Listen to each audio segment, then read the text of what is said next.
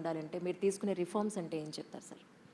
ఇప్పుడు మనం అత్యంత ఆందోళన కలిగించే విషయం ఇప్పుడు మన ఎడ్యుకేషనల్ ఇన్స్టిట్యూషన్స్లో ఏదైతే విస్తరిస్తుందో ఈ డ్రగ్స్ సమస్య, అది మనం దాని గురించి చాలా ఆలోచించే అవసరం ఉంది. ముఖ్యంగా ఈ యాంటీ డ్రగ్ కమిటీస్ ఏవైతే ఉన్నాయో ప్రతి ఎడ్యుకేషనల్ ఇన్స్టిట్యూషన్లో కంపల్సరీగా మ్యాండేటరీగా ఉండే విధంగా ఇప్పుడు ముఖ్యమంత్రి గారి స్థాయిలో కూడా డిస్కషన్స్ జరిగాయి. మేము కూడా నేను ఈగిల్ వాళ్ళ డిపార్ట్మెంట్ రివ్యూ చేశాను, ఆదేశాలు ఇచ్చాను. ఇప్పుడు వర్క్ స్టార్ట్ అయింది. కొత్త జియో మేము తీసుకురావాలి. దాంట్లో it will make it compulsory for all educational institutions to have this anti-drug committee. We may call it safety clubs or whatever name it is given. అయితే వాళ్ళ బాధ్యత అవుతుంది ఇప్పటి నుండి. అడ్మిషన్ తీసుకోకముందు పిల్లల ద్వారా అండర్టేకింగ్, పేరెంట్స్ అండర్టేకింగ్ తీసుకునే అవసరం ఉంటుంది కంపల్సరీగా. తర్వాత అటువంటి యాక్టివిటీ ఏదైనా ఇన్స్టిట్యూషన్స్లో జరిగితే, స్కూల్, కాలేజెస్, యూనివర్సిటీస్, ఆ ఇన్స్టిట్యూషన్ మేనేజ్మెంట్ బాధ్యత అవుతుంది. వాళ్ళు ఒక కమిటీ పెట్టుకోవాలి. యాంటీ ర్యాగింగ్ కమిటీస్ ఉండేది గతంలో, అదే స్థాయిలో అదే విధంగా యాంటీ డ్రగ్ కమిటీస్ కూడా ఉండాలి. వాళ్ళు రిపోర్ట్ చేయాలి. ఎందుకంటే మేము లోపల వెళ్ళి కనుక్కునే అవకాశం మాకు లేదు. దురదృష్టవశాత్తు ఈ ఎడ్యుకేషన్ ఇన్స్టిట్యూషన్స్ వాళ్ళకు తెలిసినా బయటికి చెప్పట్లేదు. ఎందుకంటే వాళ్ళకు రెప్యుటేషన్ లాస్ అవుతుందని. మాకు చెడ్డ పేరు వస్తుంది, మా స్కూల్కి చెడ్డ పేరు వస్తుంది, ఇక్కడ డ్రగ్స్ దొరుకుతాయి, పిల్లలు డ్రగ్స్ తీసుకుంటున్నారంటే ఎవరు అడ్మిషన్కి రారు అనే ఇటువంటి ఆలోచనతో వాళ్ళు బయట చెప్పట్లేదు. కానీ government will make it mandatory for them to disclose this. మాకు వేరే కేసెస్లో, వేరే ఇన్వెస్టిగేషన్లో దర్యాప్తు చేసే సమయంలో వాళ్ళ ఇన్స్టిట్యూషన్కి సంబంధించిన ఏదైనా దొరికితే తప్పకుండా వారిపైన యాక్షన్ తీసుకోవడం జరుగుతుంది ఫ్రమ్ గవర్నమెంట్ సైడ్. ఐదర్ అంటే whatever charges, we have to decide what type of punishments have to be given. So ఇవన్నీ చేస్తే కానీ ఎడ్యుకేషనల్ ఇన్స్టిట్యూషన్లో పిల్లల పట్ల మనము అజాగ్రత్తగా ఉండే అవకాశం లేదు. సో ఈ జాగ్రత్తలు తీసుకునే అవసరం ఎంతైనా ఉందని. ఇదే కాకుండా అవగాహన కార్యక్రమాలు, అవేర్నెస్ సెషన్స్ ఇంకా విస్తృతంగా ప్రతి వాడలో వెళ్ళి చెప్పడము, ప్రతి ఏరియాలో వెళ్ళి చెప్పడము, ప్రతి జిల్లా ఎస్పీ, కమిషనర్ ఆఫ్ పోలీస్ వాళ్ళు టేకప్ చేయడము, ఇది అంతా చేయాలని అనుకుంటున్నాము. అంటే ఎడ్యుకేషనల్ ఇన్స్టిట్యూట్స్ చుట్టూ ఉన్న ప్రజలు కూడా మాకెందుకులేని వదిలేకుండా మీ వరకు తీసుకొస్తే వాళ్ళ వంతు బాధ్యతగా బాగుంటుందేమో అనుకుంటున్నాను సార్. అవును, ఎడ్యుకేషన్ అక్కడ ఇప్పుడు పాన్ షాప్స్ కూడా ఉన్నాయి పక్కకు, పాన్ షాప్స్లో కూడా దొరుకుతున్నాయి. సో మొన్న కొన్ని రోజుల క్రితము హైదరాబాద్ సిటీలో కొన్ని ప్రాంతాల్లో ఈ పాన్ షాప్స్ అన్నీ చెక్ చేసి చాలా మెటీరియల్ సీజ్ చేశారు. సో ఆ విధంగా ఈ ఇన్స్టిట్యూషన్స్ చుట్టుపక్కల పరిసర ప్రాంతాల్లో ఏది కూడా ఉండకుండా చర్యలు తీసుకునే దిశలో మేము వెళ్తున్నాం. ఎస్హెచ్ఓస్ అందరినీ విమని పెట్టారు, ఎందుకు అని అంటే దానికి రీజన్ ఏమిటి అంటే ఏం చెప్తారు? అందరినీ విమన్ని పెట్టారు. యాక్చువల్లీ అందరినీ పెట్టలేదు. నాకు షాక్ అనిపించింది. నేను ఫస్ట్ టైం సిపి అయినప్పుడు 2022లో 21 ఎండ్లో చూస్తే 174 సంవత్సరాల చరిత్రలో హైదరాబాద్ సిటీ పోలీస్ 1847లో ఫస్ట్ స్టార్ట్ అయింది. ఒక్క ఉమెన్ లేడీ ఆఫీసర్ కూడా ఎస్హెచ్ఓగా వేయలేదు. ఎవరు కూడా పోలీస్ స్టేషన్కి ఎస్హెచ్ఓగా పనిచేయలేదు. అంటే ట్రాఫిక్లో చేశారు, వేరే ప్రాంతాల్లో చేశారు, వేరే డిపార్ట్మెంట్, కానీ లా అండ్ ఆర్డర్ ఎస్హెచ్ఓగా ఎవరు చేయలేదు. సో నేను అప్పుడు వచ్చే ఉమెన్స్ డే రోజు, అంటే దాని ముందే ఎక్సర్సైజ్ అంతా చేసి బెస్ట్ ఉమెన్ ఇన్స్పెక్టర్ విల్లింగ్నెస్ తీసుకొని, అంటే ఎస్హెచ్ఓగా అంటే కొద్దిగా 24 గంటలు పనిచేసే అవకాశం ఉండాలి. ఉమెన్ ఆఫీసర్స్కి కొద్దిగా కష్టంగా ఉంటుంది, వాళ్ళు అందరు కూడా రెడీగా ఉండరు. సో ఆ ఆఫీసర్ రెడీగా ఉంది. ఆమెని అక్కడ మధులత అని, ఆమెని అక్కడ లాలాగూడ పోలీస్ స్టేషన్కి ఎస్హెచ్ఓగా వేయడం ఫస్ట్ టైం జరిగింది. దాని తర్వాత నెక్స్ట్ 5-6 మంత్స్లో ఇంకా 4-5 ఒక టోటల్ 5 స్టేషన్స్లో women officers who are willing వాళ్ళని వేయడం జరిగింది. తర్వాత లాస్ట్ టైం నేను గత సంవత్సరం 18 డీసీపీస్ నా దగ్గర పనిచేస్తున్నారు సిటీలో. 9 మంది ఉమెన్ డీసీపీస్ ఉన్నారు. half 9 of them were, and they were holding important zones, north zone, central zone, south zone లాంటి సెన్సిటివ్ జోన్ కూడా వాళ్ళు చేయడం జరిగింది. సిసిఎస్, ఇంకా headquarters, all important things city పోలీస్కి. అండ్ నేను చెప్పదలుచుకున్నాను, వాళ్ళ కొలీగ్ మేల్ ఆఫీసర్స్తో పోల్చుకుంటే ఇంకా చాలా బాగా పనిచేస్తారు. సో దట్స్ వై కొద్దిగా వీ షుడ్ నాట్ డిస్క్రిమినేట్. ఇప్పుడు ఉమెన్ ఎస్ఐస్ వాళ్ళు వచ్చిన సందర్భంలో కూడా లాస్ట్ బ్యాచ్ 98 ఎస్ఐస్ వచ్చారు హైదరాబాద్ సిటీలో. దాంట్లో 32 మంది ఉమెన్ ఎస్ఐస్ ఉన్నారు. వాళ్ళు ఫస్ట్ రిక్వెస్ట్, కొంతమంది ఫస్ట్ డే వచ్చి, సార్ మాకు సైబర్ క్రైమ్లో వేయండి, ఐటీ సెల్లో వేయండి, సిసిఎస్లో వేయండి. ఎందుకమ్మా అంటే, సార్ పెళ్ళి కావట్లేదు, లేకపోతే ఇంట్లో ఒప్పుకోవట్లేదు, లేకపోతే ఆల్రెడీ పెళ్ళైన వారు భర్త ఒప్పుకోవట్లేదు. నేను అందరినీ పిలిపించి కౌన్సిలింగ్ చేశాను. ఫస్ట్ పోస్టింగ్ క్వశ్చనే లేదు, మీరు ఫీల్డ్లో వెళ్ళవలసిందే, ధైర్యం తెచ్చుకోవాలి. ఇక్కడ మీరు ఏం చూసి వచ్చారు, సినిమాల్లో అన్నీ చూసి వచ్చారా, ఇక్కడ కష్టంగా ఇట్లాగే ఉంటుంది, తప్పకుండా మీరు చేయవలసిందే, ధైర్యం తెచ్చుకోవాలి అండ్ చేయాలి. అండ్ ఫ్యూచర్లో కూడా స్టేషన్ ఎస్హెచ్ఓస్గా కూడా మీరు చేయాలని వారికి ప్రోత్సాహం ఇచ్చి పంపించడం జరిగింది. పోలీస్ డిపార్ట్మెంట్లోకి రావాలనుకునే యంగర్ జనరేషన్కి ఇలా మీరు వీటికి సన్నద్ధంగా ఉంటేనే డిపార్ట్మెంట్లోకి రండి అన్న కొన్ని important points, dos and don'ts అంటే ఏం చెప్తారు సార్?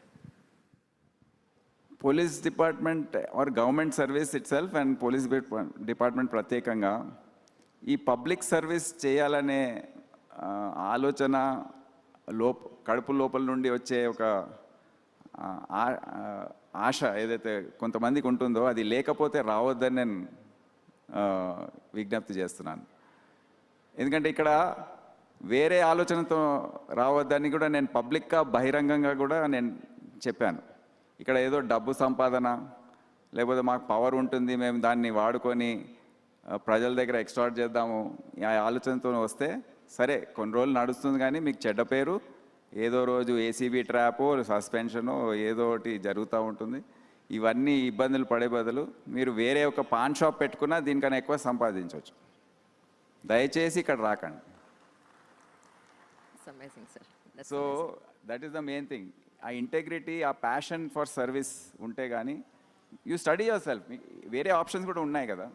సో మీరు హైలీ ఎడ్యుకేటెడ్. ఇప్పుడు మా కానిస్టేబుల్స్ కూడా చాలామంది PhDs, post graduates, engineering graduates, double degrees. So మీకు వేరే ఉద్యోగాలు కూడా దొరుకుతాయి, ఇక్కడ వచ్చే అవసరమే లేదు.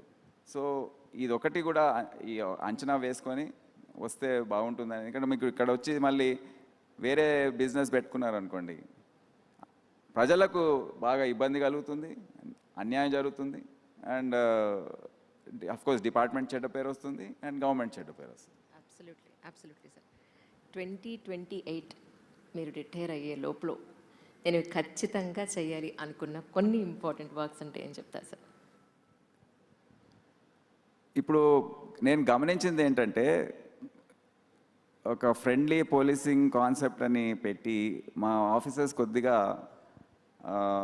వాళ్ళలో ఉన్న ఆత్మస్థైర్యం, ధైర్యం, కాన్ఫిడెన్స్ ఏదైతే ఉందో వారికి కొద్దిగా కోల్పోయినట్టు కనిపిస్తుంది. నాకు గత 2-3 సంవత్సరాల నుంచి చూస్తున్నాను. ఇప్పుడు ఏంటంటే మనం ఉన్న సామాజిక పరిస్థితుల్లో మనం ఏదో యుఎస్లో, లండన్లో జరుగుతున్న తీసుకొచ్చి ఇక్కడ పైన ఇంపోజ్ చేయడం అనేది తప్పు అని భావిస్తున్నాను. What I believe is in effective police and strong policing. సమాజం కూడా అదే కోరుకుంటుంది. పోలీసింగ్ ఎప్పుడు కూడా గట్టిగా ఉండాలి. ఎవరైతే సంఘ వ్యతిరేక శక్తులు ఉన్నాయో, రౌడీ షీటర్స్ ఉన్నారో, క్రిమినల్స్ ఉన్నారో, వారి పట్ల మనం కఠినంగా వ్యవహరించకపోతే మిగతా 90% జనాభా ఇబ్బంది పడుతుంది. కానీ వాళ్ళని కూడా మర్యాద చేసుకుంటూ, ఎవరైతే రూల్స్ ఫాలో చేయరో వాళ్ళ పట్ల కూడా మర్యాదగా మేము okay to a certain extent మేము చట్ట ప్రకారం యాక్షన్ తీసుకోవాలి. What ever is to be done has to be done. ఎందుకంటే మిగతా 90% జనాభాకి రిలీఫ్ రావాలంటే ఇది చాలా అవసరం. So we will keep that in mind. నా ఉద్దేశం ఏది ఉంటుందంటే, మా ఆఫీసర్స్ కానిస్టేబుల్, హోంగార్డ్ స్థాయి నుండి పై వరకు, ఇప్పుడు డ్రంక్ అండ్ డ్రైవ్, నేను ట్రాఫిక్లో ఉన్నప్పుడు మా హోంగార్డ్స్ కానిస్టేబుల్ చేసేది డ్రంక్ అండ్ డ్రైవ్, అప్పుడే స్టార్ట్ చేసాం. భయపడేది ముందు, కానీ వాళ్ళకి ధైర్యం ఇవ్వాలి. వాళ్ళు చట్ట ప్రకారం చేస్తున్నారు కనుక మీరు భయపడే అవసరం లేదు. ఒక్క కానిస్టేబుల్ హోంగార్డ్ కూడా సస్పెండ్ కాలేదు. పెద్ద పెద్ద వీవీఐపీస్ని పట్టుకున్నా. వాళ్ళు ఫోన్లు చేసేవారు కోపంగా, అరే how dare you stop me అని. హౌ డేర్ అంటే వాడు ఉద్యోగం వాడు చేస్తున్నాడు, so we have to support them. So ఈ విధంగా మా పోలీస్ అందరికీ కూడా ఒక ధైర్యం ఇచ్చి సరిగ్గా మీరు చట్ట ప్రకారం న్యాయం చేసే విధంగా పనిచేసి స్ట్రాంగ్గా ఉండండి, ఎఫెక్టివ్గా ఉండండి. ఒక effective police which includes friendly police, అంటే దాంట్లో ఒక భాగం అది. అందరితో పోలీస్ స్టేషన్ వచ్చినప్పుడు మర్యాదగా వ్యవహరించడం అనేది అది compulsory. No one can misbehave. ఎవరితో మాట్లాడుతున్నప్పుడు మర్యాదగా మాట్లాడాలి. So it not be a separate నినాదం. కానీ మేము ఎఫెక్టివ్గా గట్టిగా పనిచేయాలని నేను ఏం చేస్తానని తెలియజేస్తాను. That's very nice sir. Really ఇచ్చిన టైం ప్రకారం ఇంకొక ప్రశ్నతో ముగిస్తాను సార్. వాళ్ళు టైం ఎక్స్టెండ్ చేశారు. Thank you so much really. Yes sir, ఈ క్వశ్చన్ సరిపోతుంది మనకి.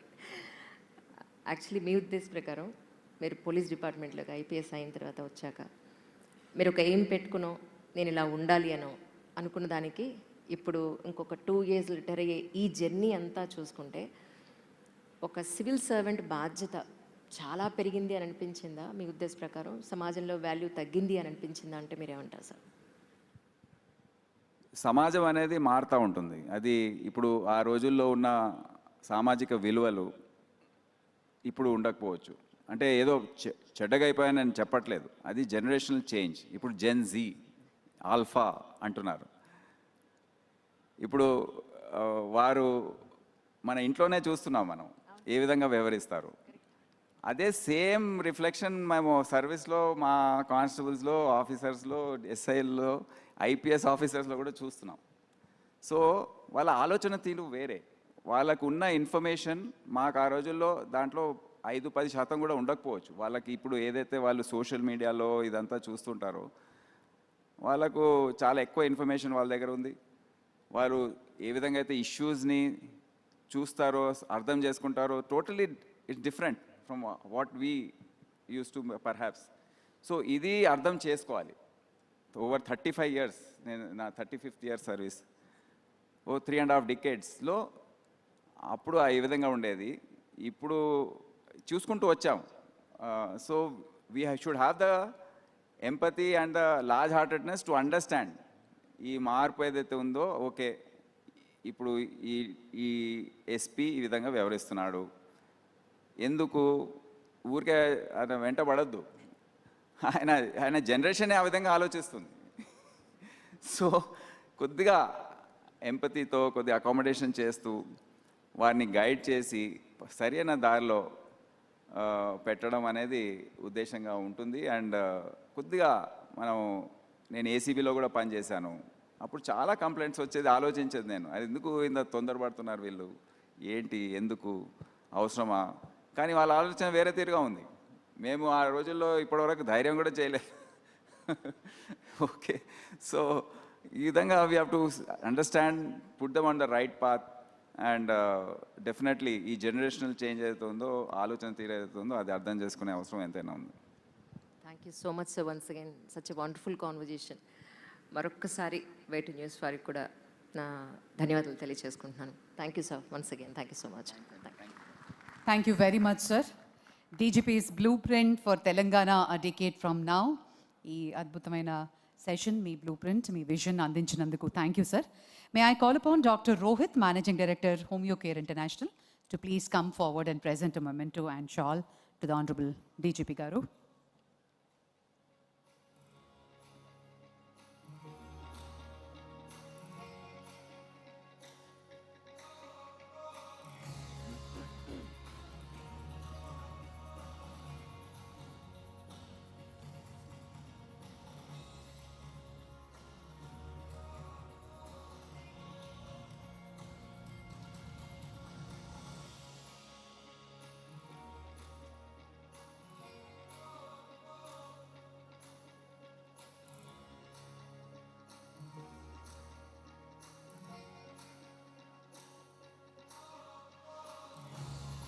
Thank you, sir. Thank you so much for your time.